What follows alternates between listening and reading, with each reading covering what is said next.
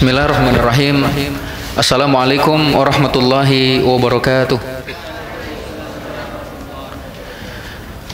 Alhamdulillahilladzi nahmaduhu wa nasta'inuhu wa nastaghfiruh wa na'udzu billahi min syururi anfusina wa min sayyiati a'malina.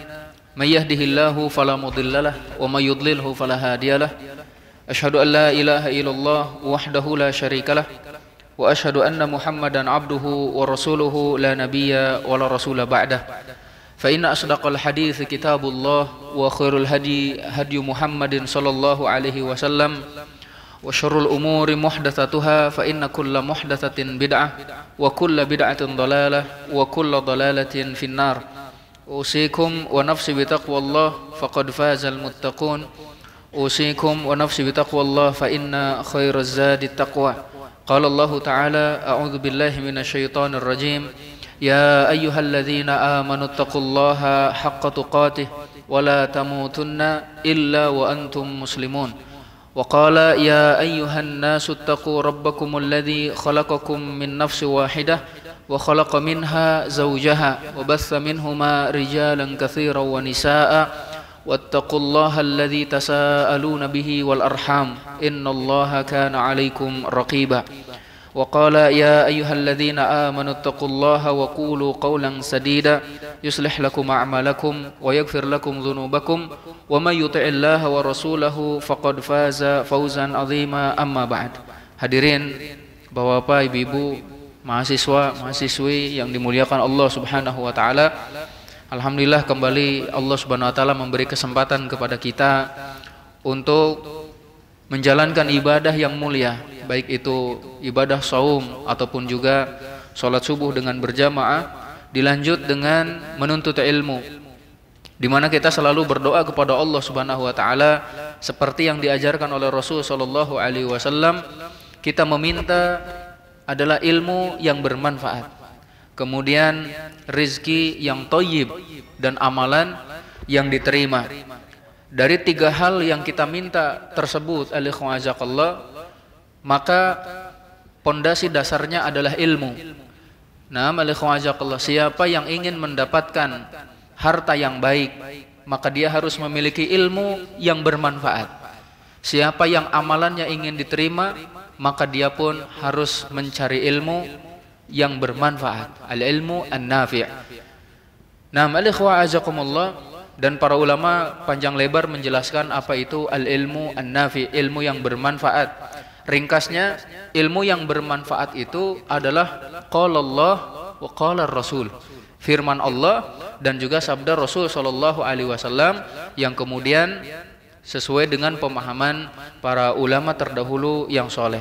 Nah, pada kesempatan yang lalu kita menyampaikan beberapa kewajiban tentang Al-Quranul Karim, di mana salah satunya adalah memahami Al-Quranul Karim.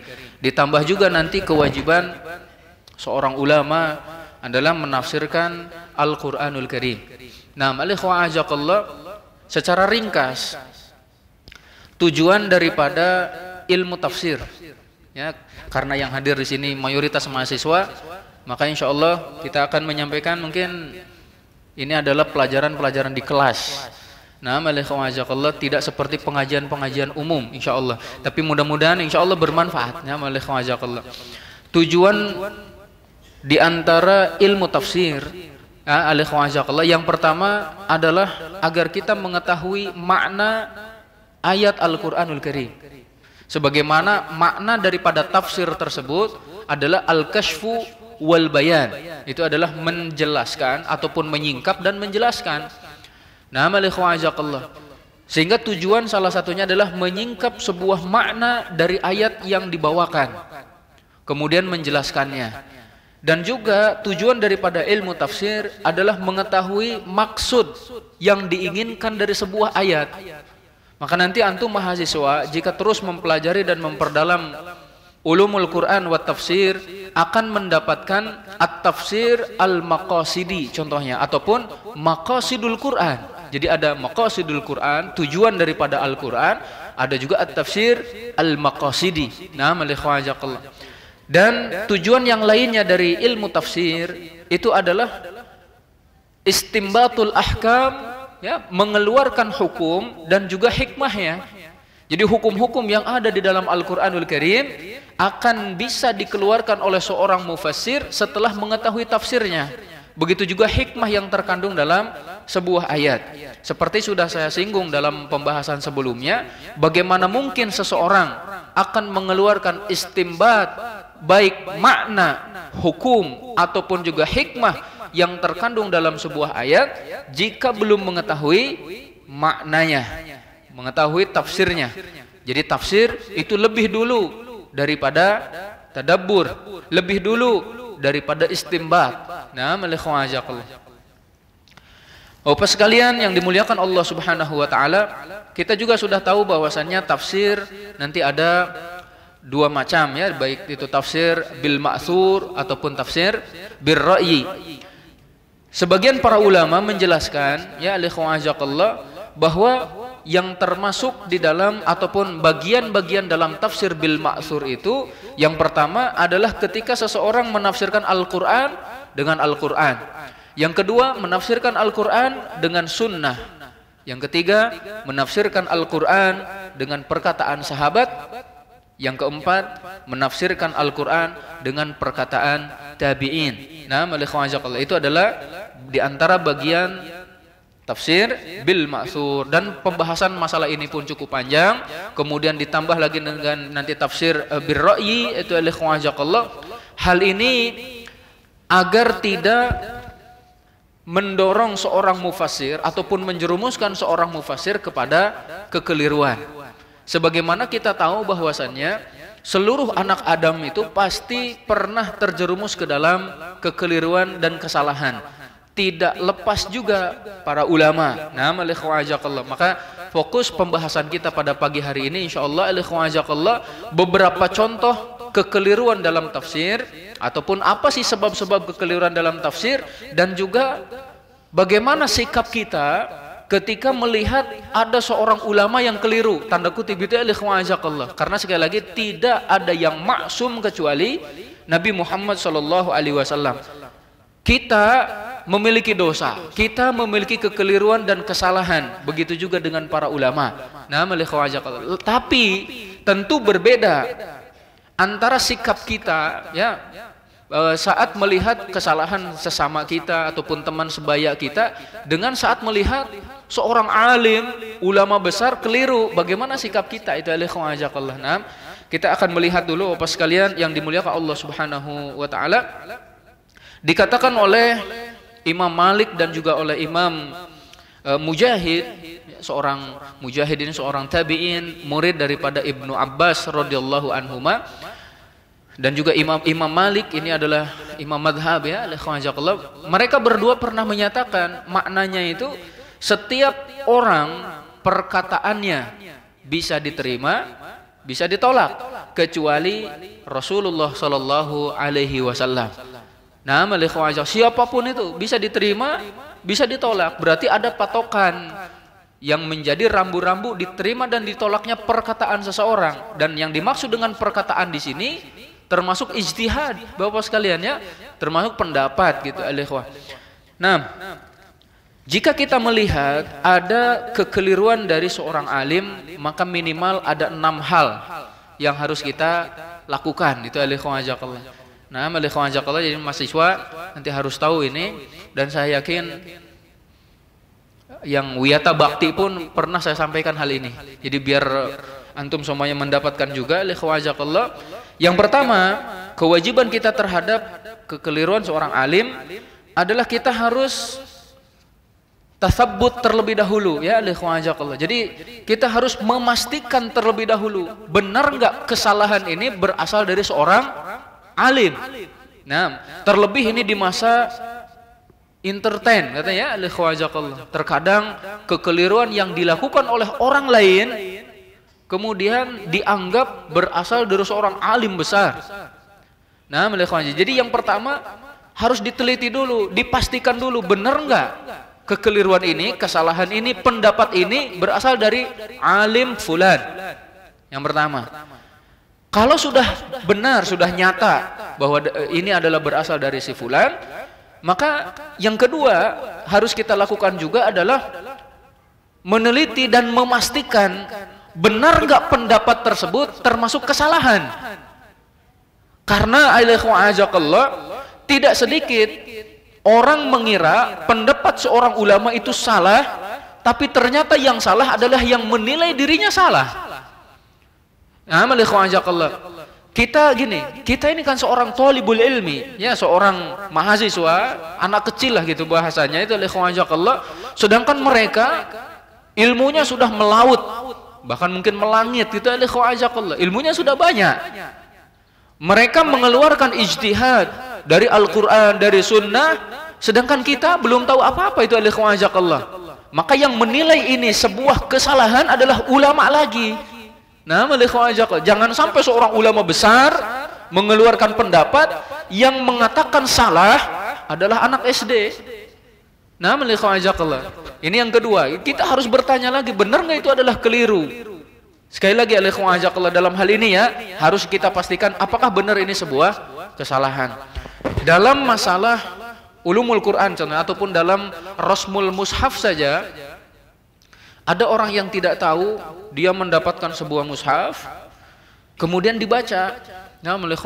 Ada beberapa perbedaan dengan mushaf yang kita baca, yang sering kita pegang, Rasm Utsmani.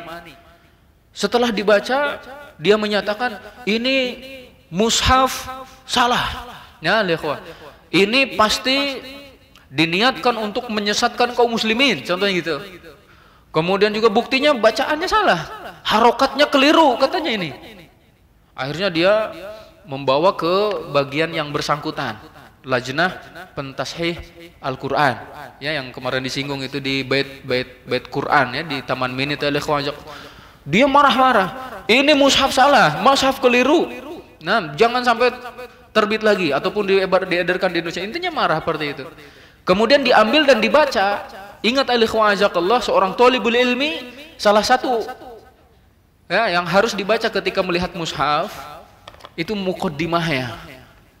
Saya yakin kebanyakan yang hadir di sini ketika membaca mushaf, mengambil mushaf cetakan Saudi contohnya, tidak dibaca muqaddimahnya karena berbahasa Arab. Ya, taunya amin saja gitulah itu ya. Nah, setelah dibaca muqaddimahnya, kutiba hadzal mushaf biriwayati, ya, Qalun contohnya, ya. Jadi mushaf ini ditulis dengan riwayatnya Qalun. Pantas ada sedikit perbedaan dalam sisi harokat, dan itu pun tidak semuanya. Yang kita tahu hanya riwayat Hafs an Asim contohnya, dan itu akan antum pelajari jika antum terus memperdalam ulumul Quran, salah satunya di bidang rasm mushaf. Makanya saya sering menyampaikan, ada teman saya di S3 ini menulis disertasi huruf alif saja, huruf alif fil Quran wa atharuhu, ya, wa atharuhu at-tafsiriyah ataupun juga wa atharuhu al-fiqhiyah, itu jadi hanya huruf alif saja dibahas. Dan barusan atau belum lama saya tanya, bagaimana huruf alif, sudah selesai belum? Kata beliau, semakin dibahas semakin bingung saya katanya. Karena huruf yang paling banyak tanda kutip masalahnya adalah alif. Mudah-mudahan yang bernama alif tidak bermasalah itu. Nah, kembali lagi jadi kalau kita mengetahui dan mendengar ada kekeliruan dari seorang alim besar, kita harus memastikan dulu benar nggak ini sebuah kekeliruan dan kesalahan. Jangan-jangan yang salah kita yang menilainya. Seperti kita ketika masih kecil, kita meminta sesuatu kepada orang tua, entah itu dengan memaksa sampai nangis-nangis, guling-guling gitu ya. Setelah gede baru sadar, oh ternyata saya tidak diberikan hal tersebut karena belum pas, ataupun juga karena ya sebuah kekeliruan seorang orang tua memberikan hal ini kepada anak yang masih kecil contohnya. Nah, ini yang kedua. Yang ketiga, jika sudah jelas bahwa itu merupakan kekeliruan dari seorang alim, maka jangan diikuti. Karena sebagian orang gulu terhadap ulama. Ada yang menyatakan gini, saya melihat, kata pendapat itu ya, saya melihat orang yang mengatakan Imam Nawawi keliru, dia kufur, keluar dari Islam. Masya Allah. Jadi ada yang sampai seperti itu gulunya ya. Ataupun ada juga yang menyatakan Kami bersaksi ya bahwasanya Imam Ahmad itu malaikat. Masya Allah. Ini juga gulu terhadap seorang alim, seorang ulama. Sedangkan kita tidak seperti itu. Kalau jelas bahwa itu adalah sebuah kekeliruan, maka jangan diikuti. Seluruh imam mazhab mereka menyatakan bahwa jika benar sebuah hadis, maka itulah mazhabku. Tinggalkan pendapatku, tinggalkan ijtihadku. Nah, jadi bukan hanya perkataan Imam Syafi'i, contohnya bukan hanya perkataan Imam Abu Hanifah dan juga yang lainnya, tapi semuanya itu al-ikhwajakallah ya menyatakan seperti itu. Nah, yang keempat, al-ikhwajakallah, setelah kita tahu bahwa itu adalah kekeliruan, kita tidak mengikutinya, maka yang keempat kita tetap husnudzon. Nah, husnudzon bahwa beliau juga adalah seorang manusia. Mungkin dalam hal ini beliau keliru, beliau terjerumus gitu, al-ikhwajakallah. Mohon maaf al-ikhwajakallah, sekelas Syekhul Islam Ibnu Taimiyah saja ada kekeliruannya seperti itu ya, al-ikhwajakallah. Dan biasanya kalau dalam buku itu, kalau dalam tulisan itu kekeliruannya biasa harusnya ditulis ta contohnya ya, jadi ditulis ya, itu biasa seperti itu al-ikhwajakallah. Dan juga ada beberapa hal. Nah, akan tetapi kewajiban kita harus tetap husnudzon kepada seorang ulama. Mungkin dia memiliki pendapat lain ataupun memiliki hujjah yang lain ya, ikhwah. Kemudian yang kelima juga, kita menyampaikan nasihat. Dan tentu memberikan nasihat kepada seorang alim berbeda dengan memberikan nasihat kepada teman kita. Kita menyampaikannya dengan lemah lembut, menyampaikannya dengan sembunyi-sembunyi. Nah, bukan dengan disebarluaskan ataupun di hadapan orang banyak itu ya, ikhwajakallah. Mungkin saya kasih contoh. Ada seorang anak belajar dari seorang syekh terkenal, muridnya banyak. Ya, kalau orang tua boleh bersandar. Ya, biasa udah boleh ya. Kalau mahasiswa tidak boleh. Nah, ikhwajakallah. Seorang anak kecil belajar dari seorang ulama besar di depan Ka'bah. Muridnya banyak. Murid al-Islam kalah ya, setiap kali mau berdiri, maka ulama ini, seorang alim ini selalu menyatakan ya Ka'bah. Menghadap Ka'bah, dia mau berdiri ini ya Ka'bah itu. Murid-muridnya banyak dan tidak ada yang mengingatkan, mungkin tidak sadar kalau itu adalah sebuah kekeliruan.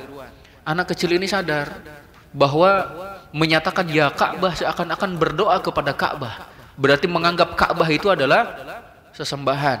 Ya Ka'bah. Setiap kali seperti itu, anak kecil ini mencari-cari cara bagaimana mengingatkan, menasehati ulama besar padahal dirinya masih kecil.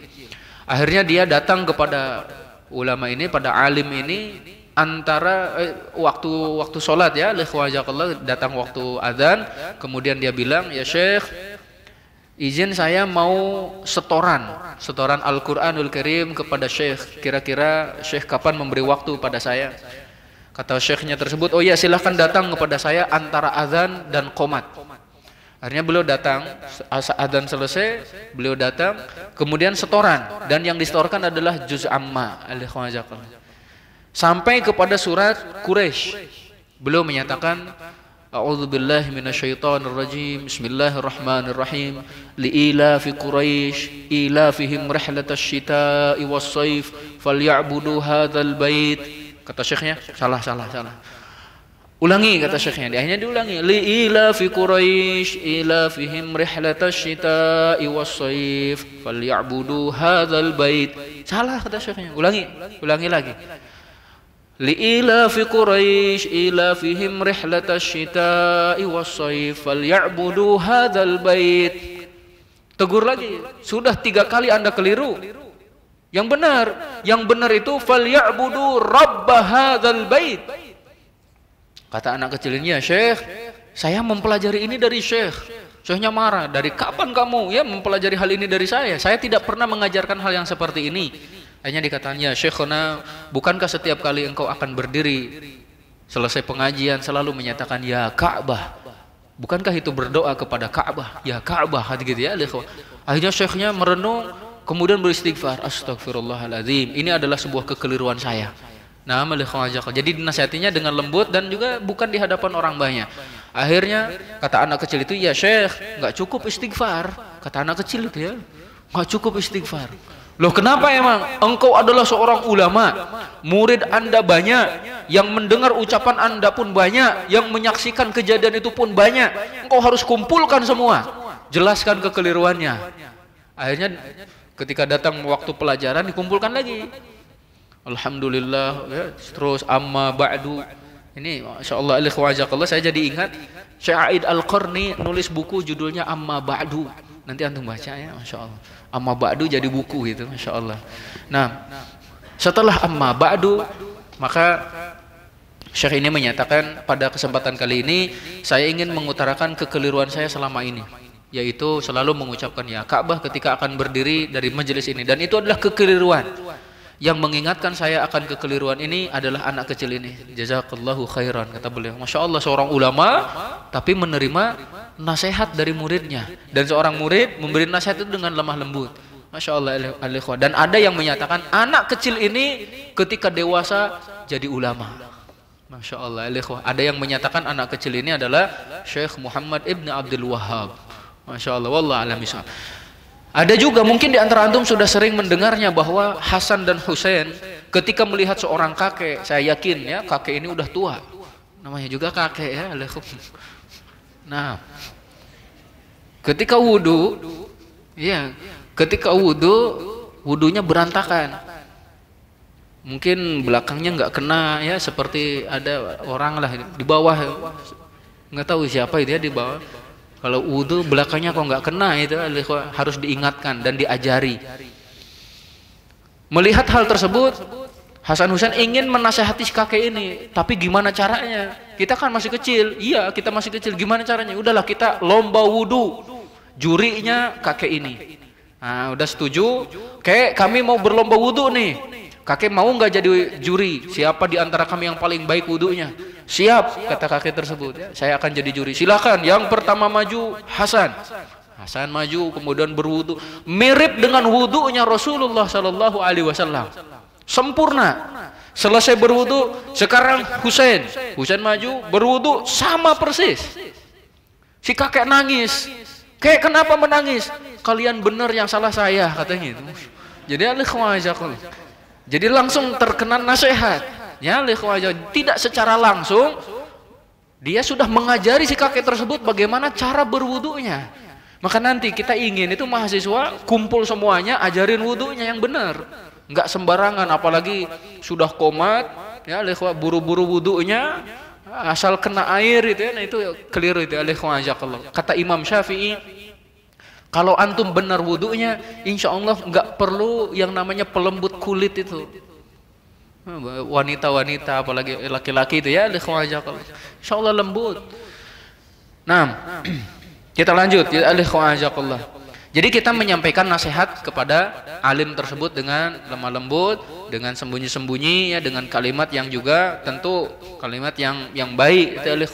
Jangan sampai malah dijadikan kesempatan untuk menghina seorang syekh, seorang alim, seorang ustadz ataupun kiai. Nah, yang keenam, 6 hal ini harus kita perhatikan. Yang keenam, kita tetap menjaga kemuliaannya, ya, menjaga kemuliaannya, kedudukannya, bahwa beliau adalah seorang alim. Karena itu sikap para ulama saat melihat ada seorang alim yang keliru, setelah menyampaikan 5 hal tersebut, dia tetap menjaga kemuliaannya, dia pun tetap belajar darinya. Ingat itu, alaikumsalam. Setiap kita sekali lagi punya kekeliruan. Nah, kalau kita meninggalkan seorang alim, dari siapa kita akan belajar? Contoh, dulu saya mendengar dari guru kita, itu alaikumsalam, di Al-Islam ini, bahwa Imam Ibnu Hajar Al-Asqalani memang memiliki beberapa kekeliruan dalam akidah, salah satunya dalam asma wa sifat. Ada beberapa thalibul ilmi di luar negeri sana, karena dia terlalu keras ya menghukum kekeliruan seorang alim, membakar kitab Fathul Bari fi Syarah Sahihil Bukhari. Kitabnya dibakar, kata beliau ada kekeliruan di dalamnya, nggak perlulah kita ambil ilmu darinya. Jangan seperti itu. Bahkan para ulama menyatakan kalau ini qadarullah ya, kalau Imam Ibnu Hajar tidak menulis Fathul Bari, dari mana kita memahami hadis Sahih Bukhari? Itu Jadi kalaupun ada kekeliruan dari seorang alim, kita tetap jaga kemuliaannya, jaga kedudukannya, dan kita tetap menuntut ilmu darinya. Adapun dalam hal yang keliru, kita lakukan beberapa hal tadi. Nah, wa iyyakum, kita kasih contoh perkataan, contohnya Imam Adz-Dzahabi. Imam Adz-Dzahabi beliau ketika menulis biografi tentang Imam Al-Ghazali, ya, beliau sangat adil menuliskan keistimewaan Imam Al-Ghazali, ilmunya yang begitu banyak, tapi juga setelah itu beliau menuliskan beberapa kekeliruannya. Diakhiri perkataannya dengan menyatakan, semoga Allah Subhanahu wa taala merahmati Imam Al-Ghazali karena tidak ada yang semisal dengan dirinya dalam masalah ilmu dan keutamaannya. Masya Allah.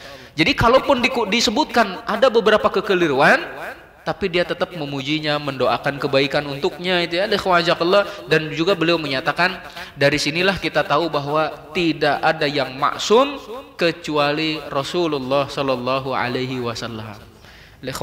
Ya. Kemudian Imam As-Sun'ani juga menyatakan tidak ada seorang pun dari kalangan ulama kecuali memiliki kesalahan yang jarang sekali.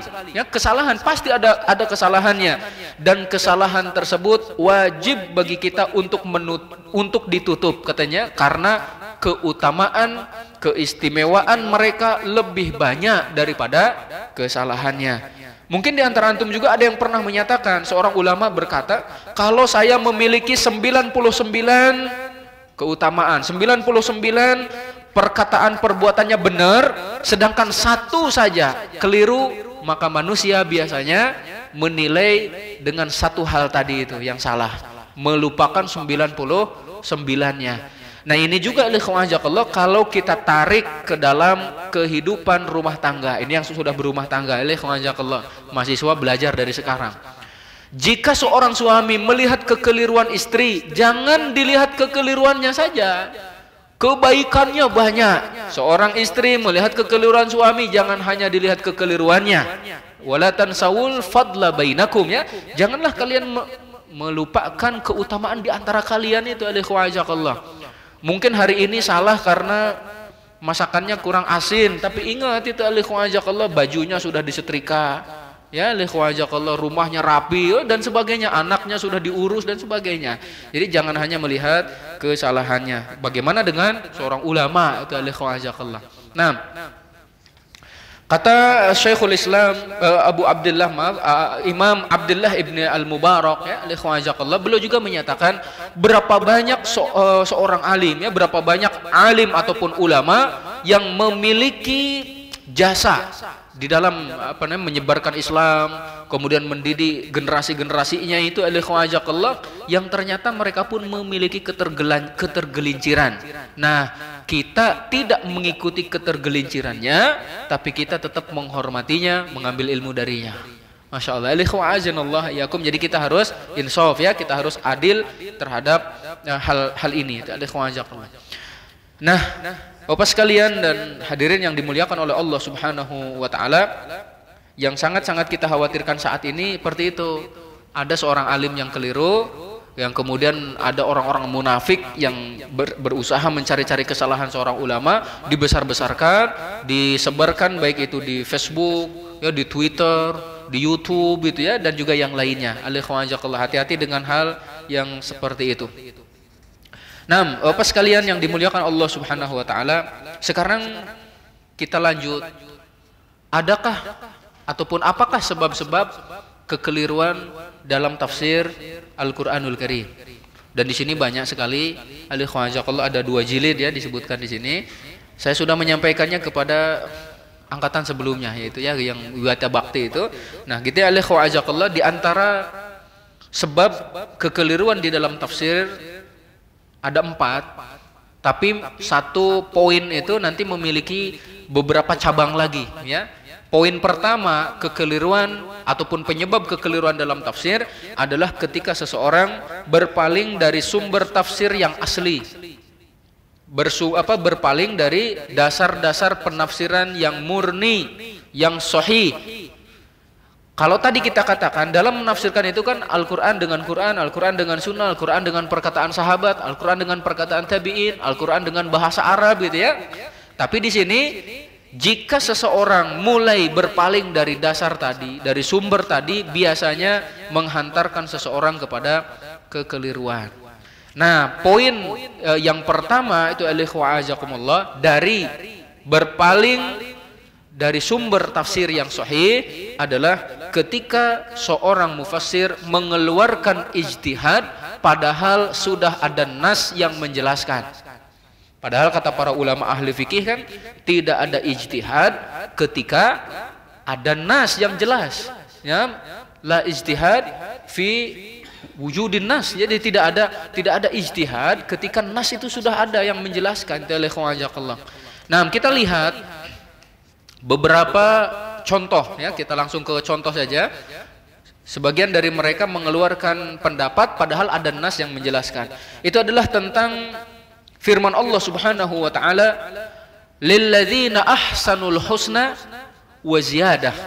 Bagi orang-orang yang berbuat baik adalah balasan kebaikan, yaitu adalah surga, wa ziyadah, dan tambahannya ada bonus. Apa sih ziyadah dalam ayat ini?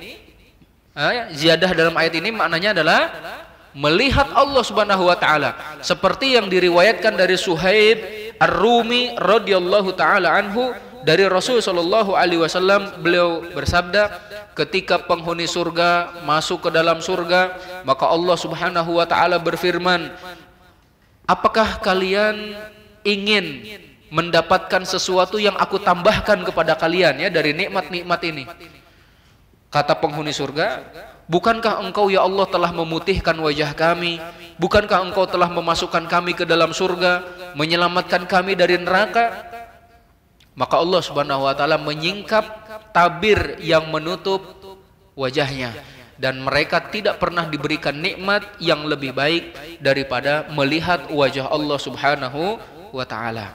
Kemudian Rasul sallallahu alaihi wasallam membacakan firman Allah, lilladzina ahsanul husna wa ziyadah. Bagi orang-orang yang berbuat baik, balasan kebaikan dan tambahannya. Ini kan sudah jelas.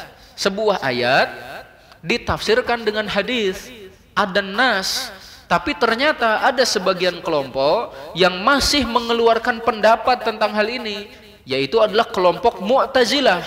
Mereka menyatakan bahwa penghuni surga tidak akan pernah mungkin melihat Allah Subhanahu wa taala. Mereka berdalil, dalilnya juga dikeluarin. Coba dari Al-Qur'an lagi, mereka menyatakan la tudrikuhul absar wa huwa yudrikul absar. Allah itu nggak akan bisa katanya dicapai oleh penglihatan, tapi Allah bisa mencapai semua penglihatan. Alikhwa'azakallah. Contoh Al-Qadi Abdul Jabbar Al-Mu'tazili. Qadi Abdul Jabbar ini seorang Mu'tazilah.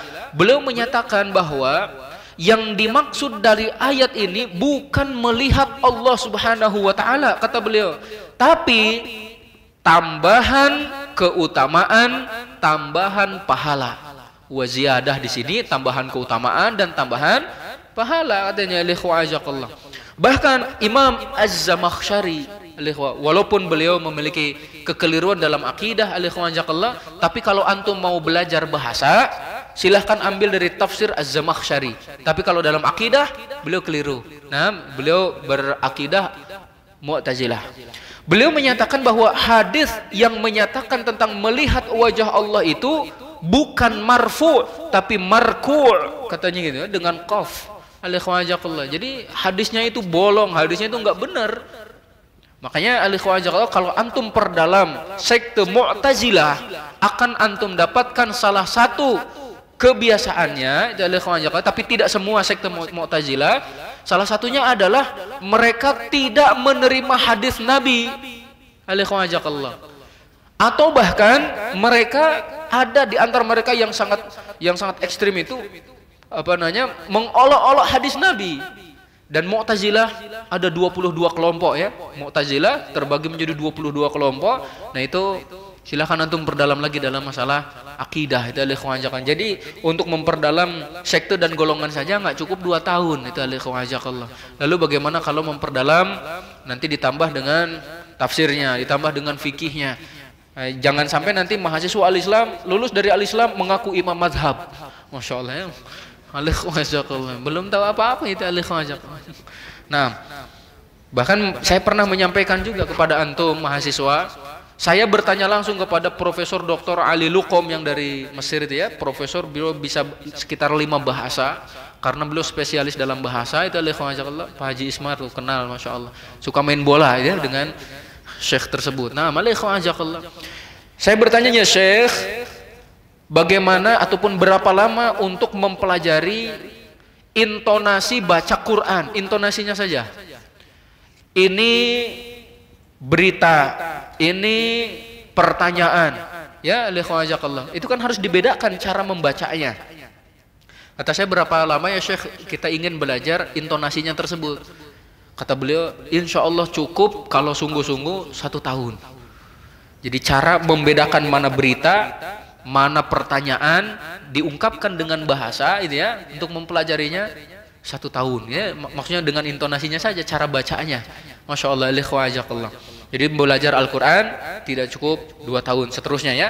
Kita kembali lagi alikhwajanallah wa iyyakum, bahwa kalangan Mu'tazilah ternyata mereka masih saja mengeluarkan ijtihad karena menurut mereka hadis yang datang tersebut tidak sesuai dengan madhab dan keyakinannya, akhirnya mereka menakwilkannya.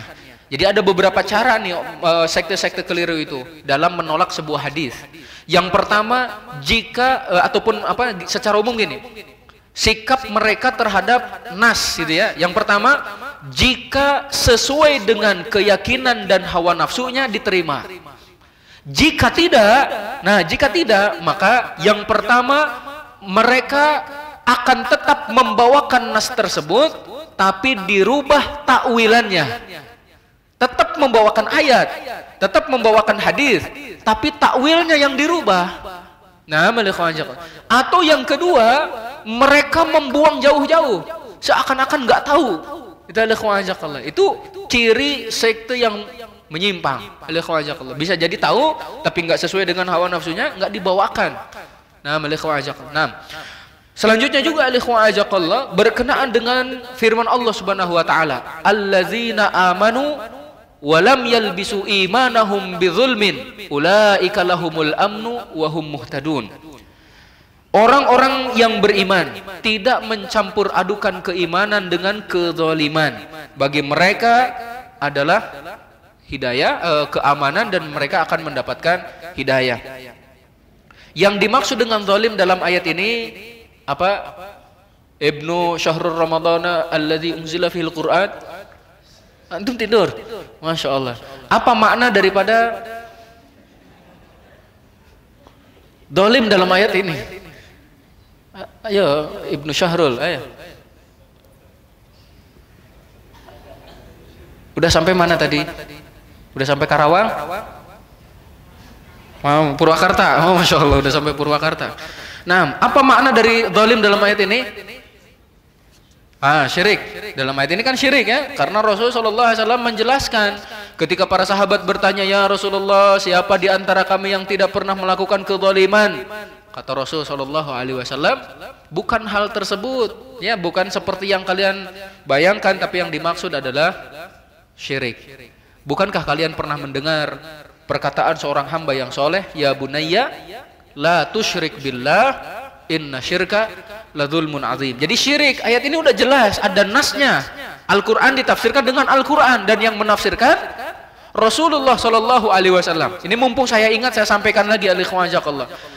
Tafsir Al-Quran bil Quran itu ada 2 macam. Yang pertama tauqifi, yang kedua ijtihadi, dan yang paling banyak ijtihadi. Tafsir Quran dengan Quran kalau langsung disampaikan oleh Rasul SAW, tauqifi, sudah pasti itu. Sedangkan yang tidak disebutkan oleh Rasul Shallallahu Alaihi Wasallam itu ijtihadi, itu Allah. Jadi untuk tafsir Quran bil Quran saja harus kita perdalam lagi, masya Allah. Dan ada juga nanti tafsir Al Quran bis Sunnah, itu juga bukunya tebal juga, itu Allah. Antum perdalam lagi. Nah, kembali ke sini. Ketika Rasul SAW sudah menjelaskan bahwa kezaliman dalam ayat ini bermakna syirik, ternyata orang-orang Mu'tazilah, Mu'tazilah lagi yang hadir itu, karena Mu'tazilah ini salah satu kelompok yang menisbatkan ke dalam Islam dan lebih mendahulukan akal daripada nas. Ya, taqdimul aql 'ala nas, mendahulukan akal daripada nas. Contohnya adalah Imam Az-Zamakhsyari rahimahullahu taala, beliau menyatakan bahwa yang dimaksud dengan kezaliman dalam ayat ini bukan syirik. Yang dimaksud kezaliman dalam ayat ini adalah dosa yang menyebabkan seseorang fasik. Jadi dosa besar yang dilakukan yang menyebabkan seorang mendapat gelar fasik. Dan menurut Mu'tazilah, Bapak sekalian, pelaku dosa besar jika mereka tidak bertaubat kepada Allah Subhanahu wa taala akan kekal di dalam neraka. Itu Mu'tazilah menyatakan seperti itu. Jadi kalau mati dalam keadaan belum bertaubat, kekal dalam neraka. Berbeda dengan keyakinan ahlu sunnah wal jamaah. Kalau ahlu sunnah, siapapun yang melakukan dosa besar selain syirik, maka diserahkan urusannya kepada Allah. Jika Allah berkehendak akan mengampuni, jika Allah berkehendak akan menyiksanya. Nah, wa iyyakum. Contoh yang lain. Nah, sekarang yang pertama kan tadi ketika dia mengeluarkan ijtihad padahal ada nas sehingga menyebabkan seorang mufassir keliru. Yang kedua, ketika seorang mufassir bersandar kepada hadis dhaif ataupun hadis maudhu'. Dalam perkara hadis dhaif ada beberapa hal yang memungkinkan hadis tersebut diterima, ya, dengan beberapa syarat. Di antaranya bukan dalam perkara akidah, bukan untuk menghalalkan ataupun mengharamkan, bukan jadi dhaifnya itu tidak terlalu lemah, gitu ya, Dan nanti juga ada yang menambahkan kalau dalam perkara fadailul a'mal boleh, katanya itu dengan catatan salah satunya tidak boleh diyakini bahwa hadis ini berasal dari Rasulullah Shallallahu Alaihi Wasallam. Kita kasih contoh langsung, beberapa penafsiran yang bersandar kepada hadis dhaif ataupun bahkan maudhu', ya, salah satunya adalah berkenaan dengan hadis yang begitu panjang tentang keutamaan Ali bin Abi Thalib. Nah, orang-orang Syiah sama seperti Mu'tazilah, mereka punya keyakinan nyari pembenaran dari ayat baik Al-Quran ataupun dari hadis Rasul Shallallahu Alaihi Wasallam.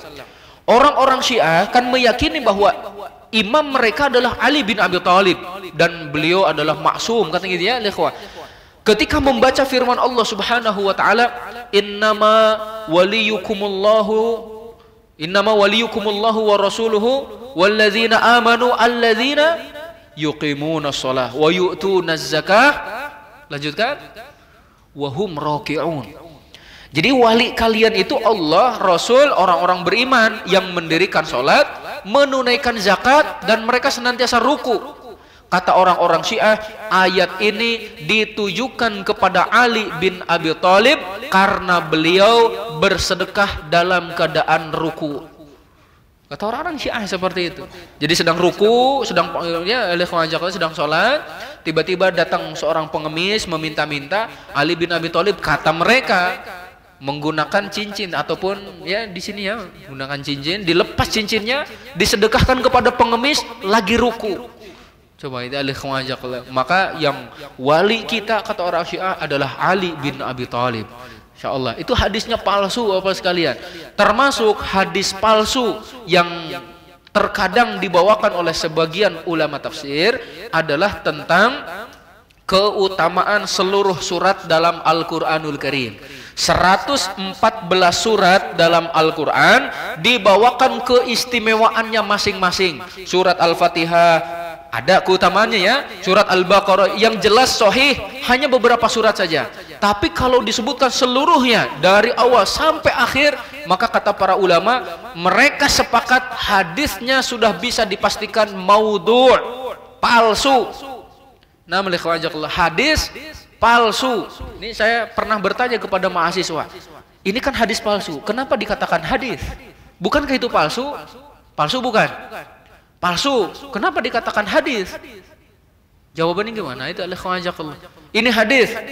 Katanya palsu, kok dikatakan hadis? Itu alaikumsalam. Ada yang tahu? Ya, dulu itu ada seorang dosen juga yang menjelaskan itu alaikumsalam gini. Ya nggak apa-apa lah itu adalah hadis, tapi kita katakan palsu katanya gitu. Alaikumsalam. Ya kenapa? Karena masih ada sanadnya katanya gitu ya.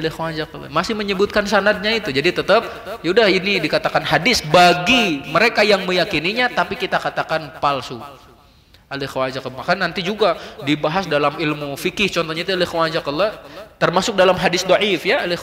Mereka sebagian para ulama lebih memilih hadis dhaif daripada perkataan seorang alim, dengan alasan hadis dhaif ini masih memiliki sanad, sedangkan perkataan tersebut wallah alam bisa jadi ada, bisa jadi tidak. Ini hadis ini ada sanadnya walaupun dhaif katanya gitu ya. Wallah alam bisa. Nah, azanallahu iyyakum. Jadi itu ya diantara contoh hadis palsu yang dibawakan oleh sebagian para ulama dalam tafsir adalah tentang keistimewaan seluruh surat di dalam Al-Qur'anul Karim. Termasuk juga kalau antum mendapatkan hadis keutamaan bulan Ramadan per hari. Per hari. Ya, ada yang pernah mendapatkannya? Masya Allah. Hari pertama keutamaannya seperti ini.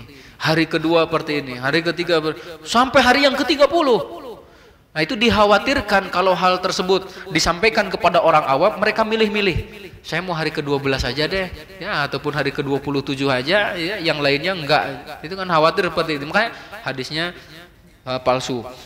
Di antara contoh buku tafsir yang masih di dalam buku tersebut terkandung beberapa hadis yang dhaif ataupun bahkan maudhu, contohnya adalah kitab Shifa'us Sudur karangan Abu Bakar An-Naqqash. Ya, Abu Bakar An-Naqqash. Imam Al-Barqani, ya, Imam Al-Barqani beliau menyatakan bahwa dalam kitab ini innahu laisa fihi haditsun sahih. Dalam kitab ini enggak ada satupun hadis yang sahih katanya itu. Ya. Nanti antum perdalam. Contoh yang kedua adalah tafsirnya Imam As-Sa'labi. Masih ada hadis dhaif, masih ada hadis maudhu'nya. Al-Kashfu wal Bayan an Tafsiril Quran. Kemudian yang ketiga contohnya juga adalah tafsir Abil Hasan Al-Wahidi dan yang lainnya ya. Masih banyak. Termasuk Al-Kasyaf. Walaupun kita katakan di dalamnya ada hadis dhaif, ada hadis maudhu, bukan berarti kita tidak boleh mempelajarinya. Silahkan kalau antum sudah punya ilmu, pelajari, ambil yang baik, buang yang buruknya itu ya. Nah, selanjutnya juga opas sekalian yang dimuliakan Allah Subhanahu wa taala. Nah, di antara penyebab kekeliruan ulama tafsir dalam menafsirkan Al-Qur'anul Karim, selain yang tadi, yang pertama adalah mengeluarkan ijtihad padahal ada nas yang menjelaskan. Yang kedua, mereka membawakan hadis dhaif ataupun maudhu. Nah, yang ketiga, mereka mengambil cerita Israiliyat. Ya, ikhwah, Israiliyat. Mungkin yang semester sekarang sudah disampaikan ya di dalam kitab Muqaddimah fi Usuli Tafsir. Apa itu Israiliyat? Cerita yang berasal dari Ahlul Kitab. Kenapa lebih dominan dikatakan Israiliyat bukan Nasroniyat? Ahlul Kitab kan ada Yahudi, ada Nasrani. Kenapa nggak dikatakan Nasroniyat? Ada yang tahu jawabannya? Nasroniyat gitu. Tapi lebih dikatakan Israiliyat. Yang tahu boleh pulang. Masya Allah ya, pulang ke kamar. Karena yang lebih dominan berasal dari Yahudi, dari Bani Israel. Kalau dari Nasrani dikit, ada tapi dikit. Makanya Bani Israel itu kan punya ilmu, tapi nggak mau beramal itu. Contohnya nanti beberapa orang dari ahlul kitab yang masuk Islam, dia punya pengetahuan dari kitab-kitab mereka, saat membaca Al-Quran kok ada kisah dalam Al-Quran kok nggak lengkap, katanya gitu ya, sedangkan dalam kitab kami lengkap, rinci, akhirnya dirinci oleh beliau. Nah itu Israiliyat, itu Alaikumsalam. Contoh saja ya kita, ataupun kita sampaikan Israiliyat itu kan ada 3. Yang pertama yang dibenarkan oleh syariat kita.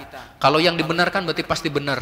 Disampaikan oleh Bani Israel tapi dibenarkan oleh kita. Contohnya seorang Hibrun min ahbaril Yahud, ya, seorang pendeta Yahudi datang kepada Rasul Shallallahu Alaihi Wasallam, ya Rasulullah, kami mendapati dari kitab kami pada hari kiamat kelak Allah akan meletakkan langit pada 1 jarinya, bumi pada 1 jarinya, daratan pada 1 jarinya, lautan pada 1 jarinya, seluruh makhluk pada 1 jarinya. Benar enggak itu? Rasul Shallallahu Alaihi Wasallam kemudian tersenyum membenarkan ucapannya. Kemudian beliau membacakan firman Allah, wa ma qadarullaha haqqa qadri. Kemudian dilanjutkan ayat tersebut. Ya, mereka itu tidak mengagungkan Allah dengan sebenar-benar pengagungan. Dan nanti langit pada hari kiamat itu digenggamnya, itu Allah. Kemudian bumi dilipatnya ataupun langit dilipat, bumi digenggamnya, itu itu menunjukkan benar. Yang kedua, cerita Israiliyat yang didustakan oleh syariat kita, jadi tidak diterima, berarti pasti salahnya. Dan yang ketiga, didiamkan, tidak dibenarkan, tidak disalahkan, berarti sikap kita diam juga. Itu Allah. Dan di dalam Al-Quranul Karim Allah memberi contoh kepada kita tentang kisah ini, yaitu adalah tentang jumlah Ashabul Kahfi. Ada yang menyatakan berapa? Yang pertama 3, 4 dengan anjingnya. Itu yang pertama ya. Yang kedua 5, 6 dengan anjingnya, ya. Yang ketiga 7, 8 dengan anjingnya. Ketika Allah Subhanahu wa taala menyatakan 2 pendapat pertama, 3, 4 dengan anjingnya, 5, 6 dengan anjingnya, kata Allah rajmam bil ghaib. Keliru itu. Rajmam bil ghaib. Mereka menerka-nerka perkara gaib. Berarti keliru pendapat itu. Tapi yang menyatakan 7, 8 dengan anjingnya didiamkan oleh Allah, berarti benar kata para ulama ini. Berarti jumlah Ashabul Kahfi 7, 8 dengan anjingnya. Tapi tidak boleh bagi kita untuk terus mencari-cari ataupun juga mendetailkan siapa sih Ashabul Kahfi, namanya contohnya ya. Apakah itu Ibnu Syahrul, siapa lagi di sini ya, ataupun juga Masya Allah Mujahid, atau juga siapa di sini Allah ya. Ini kan nggak perlu kita tahu siapa namanya ya. Kemudian apalagi warna anjingnya. Anjing kan banyak tuh warnanya ya, warnanya hijau kah, kuning kah, itu Masya Allah ya. Ataupun merah muda, biru, itu ya, tidak perlu tahu. Bahkan ada di antara mereka juga yang menyatakan nggak perlu tahu di mana guanya ya, entah di kampung sawah ataupun di mana, nggak perlu tahu. Itu kalau capek nyari-nyari dan nggak ada manfaatnya. Kalau antum bisa menemukan gua Ashabul Kahfi, kira-kira bertambah nggak keyakinan antum? Kan enggak itu. Atau kalau tidak tahu menyebabkan kekufuran? Enggak juga, itu Allah. Maka di sini di antara kekeliruan seorang ulama saat menafsirkan Al-Quran adalah ketika bersandar kepada cerita Israiliyat, terlebih Israiliyat yang keliru. Itu Allah. Kita kasih contoh lagi, tongkatnya Nabi Musa katanya dari kayu apa? Ada yang tahu? Kayu apa ini? Kayu gaharu, Masya Allah. Atau kayu apa? Kayu jati atau kayu mengkudu? Masya Allah, kita nggak tahu, nggak perlu tahu. Berapa panjangnya tongkat tersebut? Nggak tahu juga. Allah. Kemudian bahtera Nabi Nuh terbuat dari kayu apa juga? Terdiri dari berapa tingkat? Nggak perlu tahu juga. Karena nanti kalau antum bahas di dalam kitab Al-Israiliyat wal Mawdu'at fi Kutubi Tafsir, cerita Israiliyat dan hadis-hadis palsu dalam kitab-kitab tafsir, sampai disebutkan riwayatnya itu bahwasanya Nabi Nuh membuat perahu tersebut dalam kurun waktu sekian lamanya.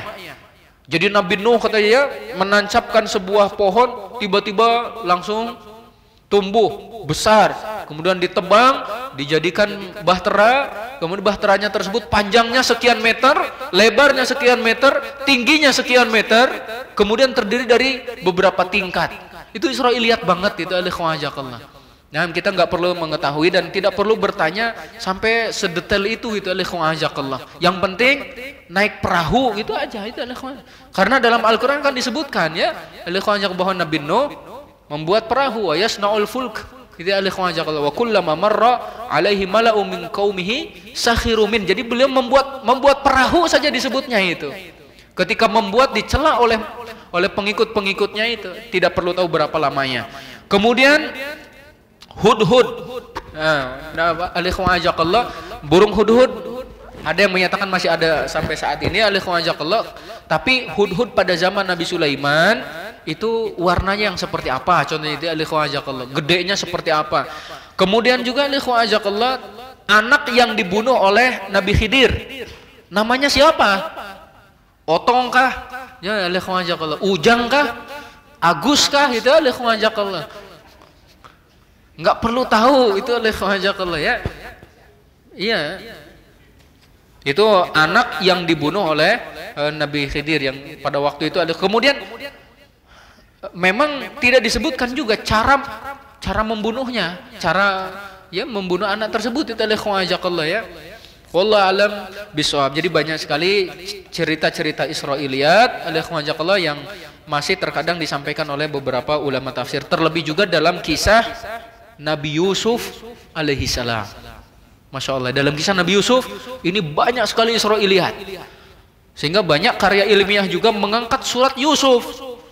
Bahkan Ustadz kita pun nulis tentang fasobrun jamil. Masya Allah, alikhwajakallah, kesabaran yang indah, kesabaran yang baik, kesabaran yang mulia dalam kisah Nabi Yusuf juga. Jadi banyak sekali hikmah pelajaran dari kisah Nabi Yusuf. Tapi juga ada yang keliru karena membawakan cerita Israiliyat. Saya kasih contoh nih cerita Israiliyatnya ya, alikhwajakallah, bahwa ketika digoda oleh wanita, Nabi Yusuf itu, mohon maaf ini saya sampaikan karena ilmu, tapi jangan diambil. Kata cerita tersebut, Nabi Yusuf sudah buka celananya. Nah, ini kan Israiliyat banget, ya. Nggak mungkin seperti itu. Sampai ada jamaah hadirin itu ya, yang ikut pengajian, beliau menyatakan, bukan menyatakan, mungkin dari kalangan hadirin itu akan menyatakan, kenapa bukan saya yang jadi Nabi Yusufnya? Masya Allah. Keliru itu ada masyaallah. Nggak pantas ya. Nabi Yusuf kan ganteng ya dan sebagainya itu oleh khawajaqallah. Jadi banyak sekali Israiliyat dari ataupun dalam kisah Nabi Yusuf alaihi salam. Bapak sekalian dan ibu-ibu yang dimuliakan Allah Subhanahu wa taala, sampai di sini dulu yang dapat saya sampaikan secara ringkas. Yang saya sampaikan ini ringkas banget oleh khawajaqallah, sudah sampai halaman 188. Masya Allah. Jadi satu pengajian insya Allah alhamdulillah cepat ya. Mudah-mudahan beberapa pengajian udah selesai ini kitabnya. Alhamdulillah, yang benar datang dari Allah Subhanahu wa taala, yang keliru dari saya dan dari setan. Subhanakallahumma wa bihamdika asyhadu an la ilaha illa anta astaghfiruka wa atubu ilaik. Assalamualaikum warahmatullahi wabarakatuh.